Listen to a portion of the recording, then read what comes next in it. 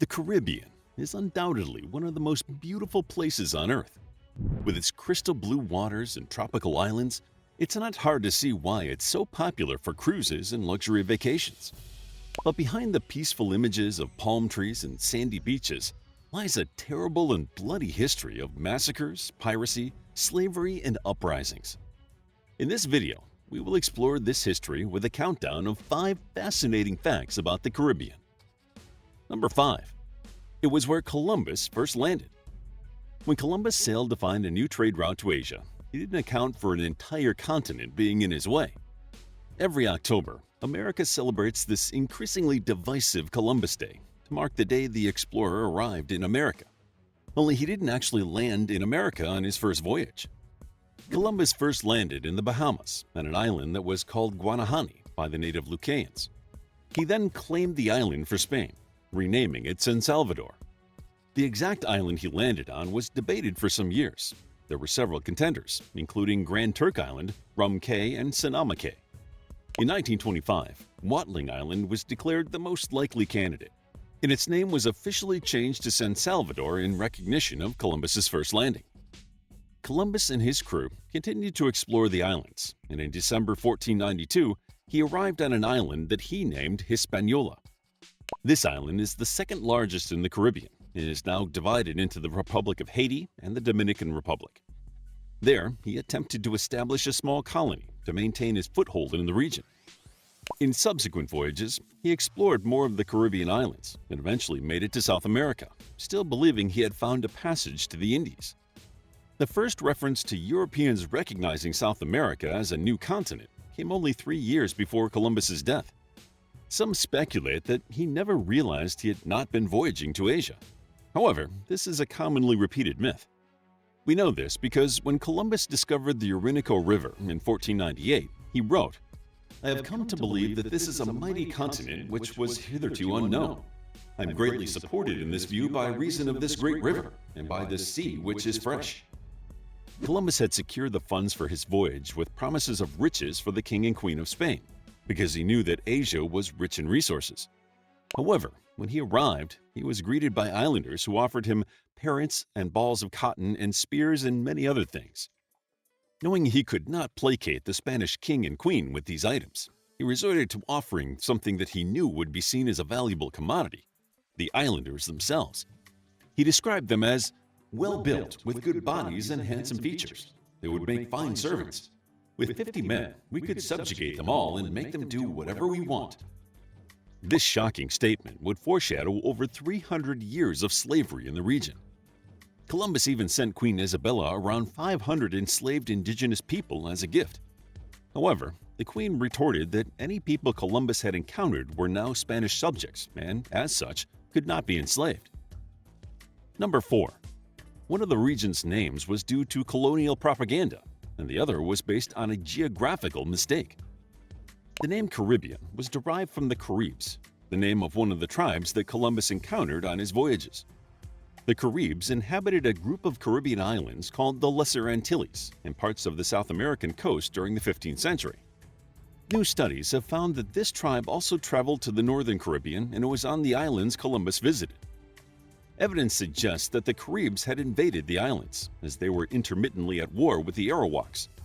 The Taino, the first people to interact with Columbus when he made landfall, was a subset of this tribe. The Taino were generally more accepting of the newcomers than the Caribs, and they did not think fondly of the Caribs as they were invading their territory. It was the Taino who reportedly told Columbus of the Caribs, calling them Caniba, and supposedly insinuating that they ate human flesh. Whether this was true or an exaggerated story, the English word cannibal is derived from the Taino word. And so, Columbus reported that the islands were inhabited by the warlike Caniba and the peaceful Arawaks. Despite Columbus thinking highly of the Arawaks, he still wrote that they would make great slaves. When stories of the lands that Columbus had claimed for Spain reached the Spanish monarchs, they declared that the indigenous peoples should be respected and treated as citizens of the Spanish Empire. However, when word got back that some of these new citizens would not convert to Christianity and were known to consume human flesh, this position was swiftly reversed. With the Caribs fair game for enslavement, the area became known as the Caribbean. In the words of Dr. William F. Keegan, every native person in the entire Caribbean became a Carib as far as the colonists were concerned. The other name of the Caribbean is the West Indies. This name is a whole mess of incorrect information. Firstly, Columbus called the islands the Indies because he believed he had landed near India. Now, I know what you're thinking. Why didn't he call them the East Indies, as they would have been east of India? Well, back then, Europeans thought the world centered around Europe. The East Indies were so called because they lay to the east of Europe. So the West Indies were named thus as they lay to the west of Europe. Of course, it wasn't the Indies at all, but the name stuck. European colonists took the best part of a decade to figure out that they were nowhere near India. But even today, the term West Indies is interchangeable with the term Caribbean. Number 3.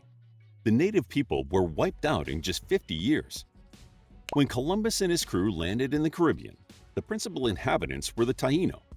The Taino were an offshoot of the Arawak tribes who thrived in the Orinoco Delta. And it is from them that we get a surprising array of words, including hammock, barbecue, tobacco, and hurricane. The culture of the Taino was at its peak when Columbus arrived, and some historians believe there were around 3 million Taino people on Hispaniola alone. The Taino impressed the Spanish crew with their organized and densely settled society, as well as their pharmacopoeia, which included cyanide and pepper gas, and their huge canoes that could hold up to 100 paddlers. The Europeans were also fascinated by their use of rubber to make balls, as the foreigners had never encountered this substance before. Unfortunately, the Europeans, including Columbus, did not see them as equals and only valued them for what they could exploit. After establishing the first European colony, the invaders took men from the villages and forced them to labor on plantations and in gold mines. This removal of men from the villages meant the native population no longer had enough workforce to plant and maintain crops, leading to widespread starvation. Foreign European diseases, such as smallpox, also ravaged the Taino, and thousands succumbed to these new illnesses. Realizing that the Europeans intended to subjugate the population, many committed suicide, died fighting the invaders, or fled to other regions to try and escape. A large number of Taino women, perhaps in a bid to survive, married conquistadors and bore their children. After just 50 years, very few indigenous people were left in the Caribbean. Their culture and language had been wiped out, or so it was thought. Journalist Robert M. Poole tirelessly searched for any remnants of this once great culture, and perhaps surprisingly, he did find it. Not only did he discover farming and building techniques of the Taino, but he found their genes. When interviewing those still using the traditional methods of the Taino, they were proud and aware of their native heritage, meaning that despite centuries of repression, the Taino culture did survive and was passed on through the generations. Much of this can be attributed to the women who married the invaders in order to keep the Taino heritage alive. Number 2. Invaders from South America wiped out the island's original inhabitants. Due to advances in genetic technology, we were able to bring to light the hidden history and lost stories of people through studying DNA. A surprising find for those analyzing DNA in the Caribbean is that the Europeans were not the first group to invade the islands and wipe out the native population. Until recently, extracting DNA from bones in tropical climates, such as the Caribbean, was next to impossible. However, a 2020 study successfully recovered and analyzed the genomes of 93 ancient Caribbeans, allowing Johann Kraus and his team to paint a detailed picture of the migration history in the Caribbean before Europeans arrived. Following this study, geneticist David Reich recovered DNA from a further 174 remains excavated from sites across the Bahamas to Venezuela. Both studies conclude that a wave of people came to the Caribbean about 2,500 years ago. They were farmers and made distinctive pottery, earning this period the label the Ceramic Age. But they were not the first people to arrive at the islands. Evidently, there were tribes of hunters and foragers who had beaten them to the island paradise by around 4,000 years. These original inhabitants, known as the Archaic Age people, came from the coast of Central and South America and seem to have disappeared soon after the ceramicists arrived. The Ceramic Age people were an offshoot of the Arawak and the ancestors of the Taino. The genetic studies showed only very small traces of the Ceramic Age people in modern Arawak speakers, suggesting that connections between the two groups were extremely limited. This evidence implies that the Arawak people supplanted the native Caribbeans in a similar way to how the Europeans would decimate the Taino in centuries to come. Number 1. English sailors used butter to navigate to the Caribbean. Given the number of Brits who made up the pirates of the Caribbean, it is not surprising that they would have come up with a simple way to navigate to the area. During the colonial era, the Caribbean was at the heart of England's overseas empire, so many sailors would have made the trip across the Atlantic. But how did butter help them find the Caribbean? Well, an old sailing adage serves as simple directions to get to the West Indies. Head south until the butter melts, then turn right. This saying is still well known in sailing circles, but how accurate these instructions are is debatable. While it is a well-known saying, there's not much information available as to its origin or if any sailors actually used it. Still, the expression must have come from somewhere, and it definitely has a piratical ring. Do you know any fascinating facts about the Caribbean you'd like to share? Let us know in the comments below. How would you like to get a deeper understanding of history, impress your friends, and predict the future more accurately based on past events? If this sounds like something you might be into, then check out the brand new Captivating History Book Club by clicking the first link in the description. To learn more about Caribbean history, check out our book, History of the Caribbean, a captivating guide to Caribbean history starting from Christopher Columbus through the wars of religion, slavery, and colonial laws to the present. It's available as an ebook, paperback, and audiobook. If you found the video captivating, please hit the like button and subscribe for more videos like this.